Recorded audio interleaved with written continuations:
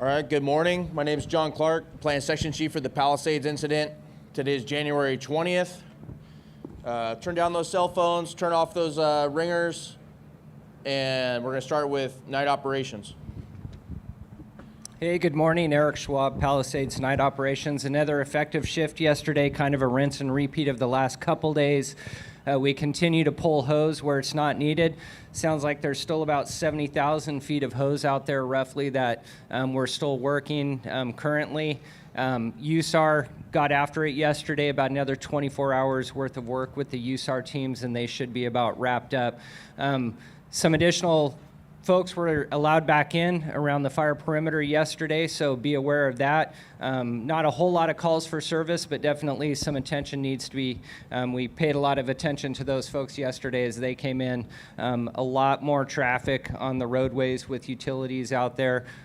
So we were definitely having to take our time as we moved around. And then finally, still chasing hot spots. We've got the IR infrared sensors tuned a little bit better, so a lot of those IR hits that we were getting yesterday were valid heat signatures, and we continue to mop those up. Thank you. All right, we'll review the leader's intent. Work effectively with cooperative partners toward a common goal of protecting values in a safe and efficient manner. All incident assigned personnel should be prepared to take the appropriate actions regarding professional behavior. Sorry about that, folks. I'm going to skip back to the management objectives. Fight fire aggressively while maintaining safe work practices to minimize threats to the public and emergency responders. All actions and efforts will focus on safeguarding the residents and resources of Los Angeles City and Los Angeles County. Minimize damage to structures, private and public property, and other improvements in the fire area. Ensure repopulation takes place in a quick, efficient, and effective manner. Protect natural, cultural, and heritage resources. Continue to foster and maintain positive relationships with all local cooperators and stakeholders. Ensure coordinated, timely, and accurate release of public information. Ensure costs are aligned with mission priorities. And our control objectives remain the same. Keep the fire within the established perimeter. Weather with our IMET. All right, good morning, everybody. Rich Thompson, incident meteorologist. Turn to your IAP forecast. You see a red flag warning. Red flag warning is in effect for this area until 10 p.m. Tuesday. What does that mean for you? You can expect critical fire weather conditions to develop across the fire during the operational period. More specifically, winds and RH. First of all, with winds. This morning, you're going to see north to northeast winds increasing the next couple hours, probably gusts about 25 to 40 miles per hour across the fire. Those winds will diminish a little bit later this morning, early this afternoon, but then by late afternoon, early evening, those winds are going to pick up even more dramatically. So by after midnight tonight, you can probably start seeing gusts anywhere from 40 to 60 miles per hour across the fire. So definitely be kind of an increasing wind through the operational period from the north and northeast. As for humidities, you're going to start off this morning pretty nice, about 70 to 90%. Those humidities are going to continue to diminish through the afternoon, through the evening, overnight hours. So by end of shift tomorrow morning, you're going to see RHs probably 10 to 15%, if not a little bit lower. So again, that combination of those winds and those drying RHs can give you those critical fire weather conditions. So red flag warning is in effect for this fire through the operational period. Fire behavior. Good morning, Dennis Campbell, Fire Behavior Analyst. Reference page 5 of your IAP today for the specifics of our expected fire behavior. Today's going to be an especially important day to review that with all of the crews working on the fire line today. As we heard from the IMET, we're going to expect to see those critical fire weather conditions returning today, and throughout the day, our fuels will continue to dry, and we'll get back into that advisory range, that fuels and fire advisory that was issued can be found in your IAP on pages 6 and 7. To put that into context, it may be January 20th today, but our fuels and our fire environment are going to behave much more like September 20th. If we get spots across the line today, or if we have new starts in our IA responsibility, prepare and expect to see extreme fire behavior. What that means for all of you is take a moment, if you find yourself engaged with fire today, before you take any suppression actions, take a moment of pause to assess your situational awareness. Ensure that you have solid anchor points, escape routes, and safety zones. Think clearly, act decisively, and be safe today. Work assignments with operations. Good morning, everybody. Christian Litz, operations here on the Palisades Fire. So resources, get out there, still use that IR map and drop points that they use out there, not drop points, but heat signatures, and mitigate those isolated heat sources all around the map. We have the wind coming, so we just don't want any unwanted effects to happen with that. Also maintain a presence in all the structures in the neighborhoods all around the fire. Just keep that presence there. We have people coming in their neighborhoods. Let them know that we're here. We're here to defend them. We're here to help them. Make that PR message. Get out there. We're public servants, so take care of those people, whatever you can. If we just need to hold their hand because they lost the structure, give them some comfort, please do that. Also, infrastructure repair is still happening all throughout the fire, so be cognizant of that. Make sure that people are safe and in a good position. A big part right now today is an IA, right? The weather's coming. Be prepared. Prepared is not just putting your resources out there. It's a different fight when we're extended versus IA, versus that fast-moving, rapid-moving fire. Have that conversation with your people. Give them their leaders' intent. Make sure they're safe, right? We want you to fight fire aggressively, but provide for safety first. That safety starts now with the conversations that you have and talk about how you're going to organize, how you're going to move, and how you're going to fight that fire. Fire front following is always a good way to do it with these fast-moving fires, and stay safe. One thing I like to bring up is when we talk about communications, right? Communications is hard. We need radio time. How we do that is saying we want to get the most amount of understanding and the least amount of words. The way we do that on the fire is speaking to the map. I brief to a map. We talk about drop points. We talk about the breaks, neighborhoods. Everything comes from this. So today's thank is for Situation Unit. Hard emphasis on GIS for giving us these products so that we can speak the same language, least amount of words, most amount of understanding, and we can get where we need to go. So thank you very much. You guys be safe today. Roll call with resources. Good morning, Larry Pissarro, Palisades Resource Unit Leader. This will be our branch and division roll call. Please turn to your 203A. Briefing at the Malibu Base Camp, we're going to start with Branch 1, Mattis, with Horton trainee, and Eldana in the IPA. IPA stands for Initial Protective Actions. Division Alpha, Tieso, with Brassard trainee. In Charlie, Markley, with Weddle trainee. In Foxtrot West, with Mickelson trainee. And in IPA 1, Riddle. Also at the Malibu Base Camp, Branch 5, Vias. In Juliet, we have Morris, with Delgado trainee. And in Mike, we have Hildebrand with Busher trainee. Here with us from Branch 7, Wink, with Smith. With USAR, we have Dix and Short and Mayfield IPA. In Papa Tango, call sign Papa, we have Finkenkeller and Fernston. In Uniform Victor, call sign Uniform, we have Spindler with Dutton. Briefing at the Malibu Base Camp, USAR groups 1, 2, and 3 are unstaffed. USAR 4, Espy. USAR 5, Nausea. USAR 6, Groneman. USAR 7, Allender. And IPA 2, Lahif. In Branch 10, Craig, LaMonica trainee. In Yankee, Milnick with Wilson trainee.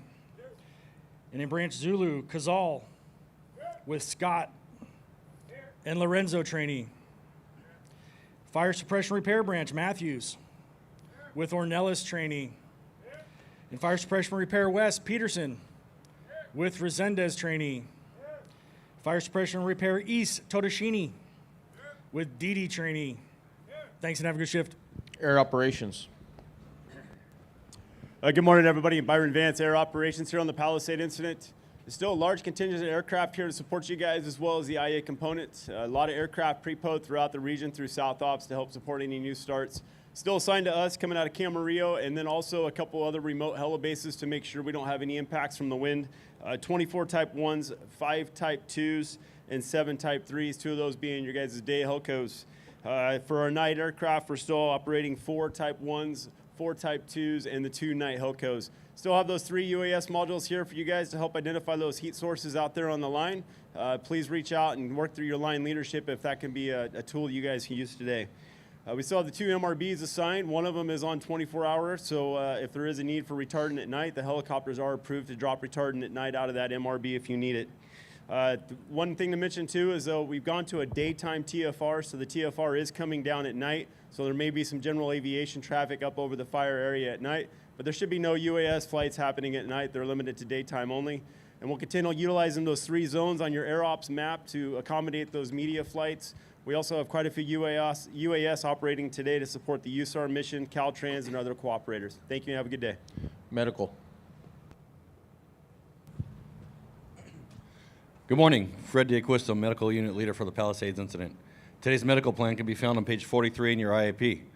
As always, I know I beat the drum, but please review this with your crews all the way down to the lowest level so everybody understands it. It's greatly appreciated because then it makes things flow a lot smoother if you do have an incident. As mentioned in an ops briefing, we do have a lot of civilians coming back into the area.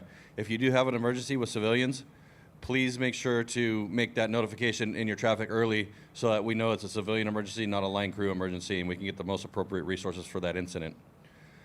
As always, same place for CalMat. They're up here at main camp, just adjacent to feeding on the beach.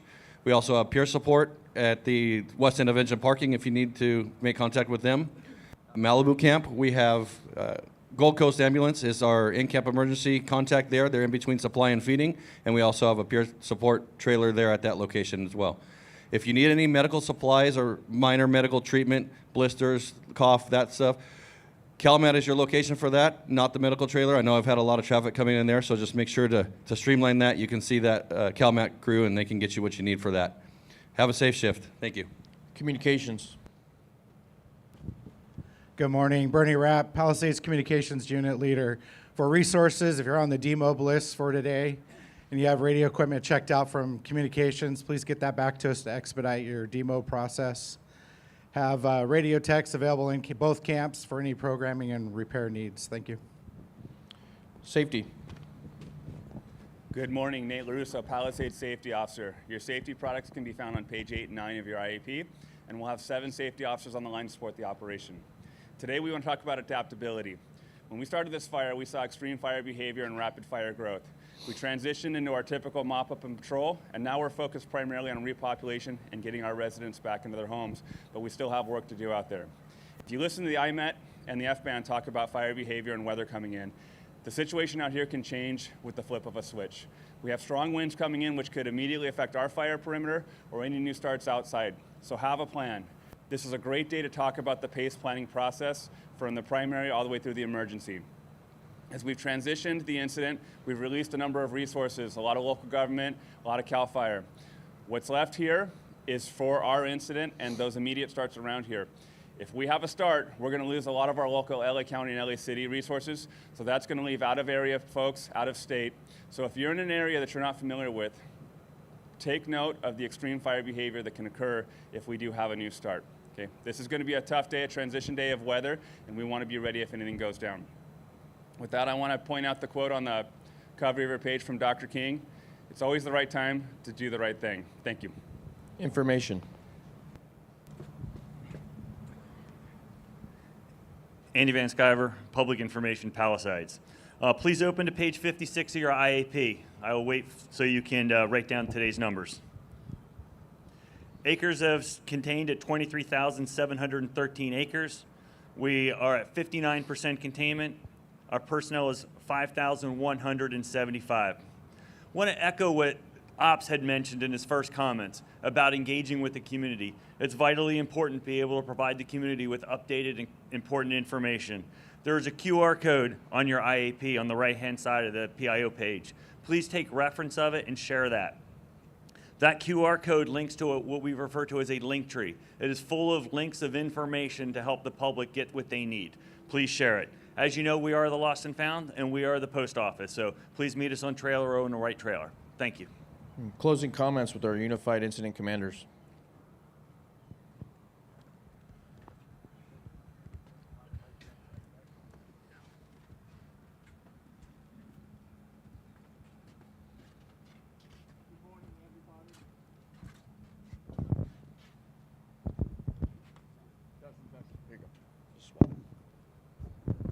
Testing. It works. Good morning, everybody. Thank you for having me up here to address all of you. First of all, the level of devastation is crazy out there. I mean, it's just like there's no word to describe it. But for your bravery, tenacity, and teamwork, I'm sure there'll be more lives lost and property damage. That being said, we are in the process of repopulating the fire zone. So your work is so important to allow people to recover their property, number one, to have some closure, and then start the rebuilding process. With that being said, I know we enter the red flag warning time period. We'll be here for you. The Sheriff Department and the LAPD will be here for you. We'll support you. Whatever it is that you need, please get a hold of us. Have a safe shift, and Godspeed. Thank you.